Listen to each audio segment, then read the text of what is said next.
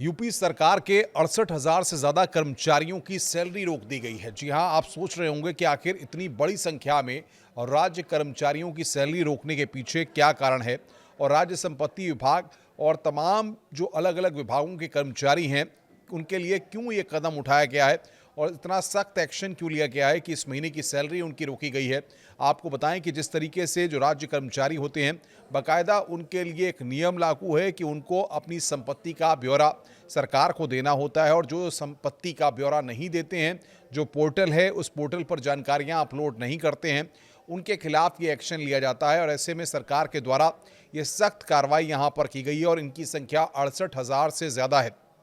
इस पूरे मामले में सबसे बड़ी जानकारी निकलकर ये सामने आई है कि 68,000 से ज़्यादा ऐसे कर्मचारी उत्तर प्रदेश सरकार के हैं जिन्होंने कि अपनी संपत्ति का ब्यौरा पोर्टल पर अपलोड नहीं किया है, जिसके चलते उनकी इस महीने की तनख्वाह को रोक दिया गया है। और सरकार ने इस पूरे मामले में साफ तौर पर कहा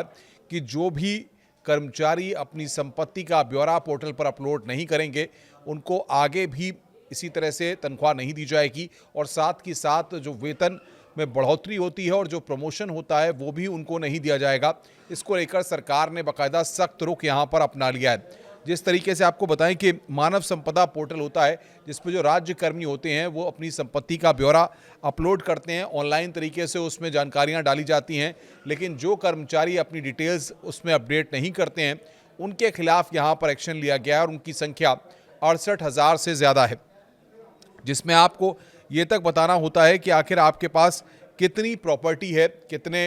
आपके पास अलग अलग जगहों पर कितना आपने ज़मीनें ले रखी हैं, कितने मकान हैं, कितना आपके पास सोना, तमाम चीज़ें जो जानकारियां हैं उन सब की जानकारियां आपको देनी पड़ती है। प्रदेश में 8 लाख से अधिक राज्य कर्मचारी हैं। आप समझ सकते हैं कि 8 लाख से अधिक राज्य कर्मचारी हैं और 68,000 से ज़्यादा कर्मचारी ऐसे हैं जिन्होंने अपनी संपत्ति का ब्यौरा राज्य सरकार को नहीं दिया है।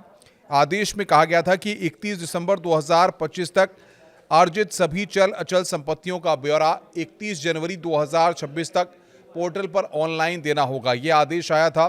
और अगर नहीं दिया, इस पर मुख्य सचिव ने भी कहा था कि सभी अधिकारियों को ये देना अनिवार्य है। लेकिन इस पूरे मसले में 68,000 से ज़्यादा ऐसे कर्मचारी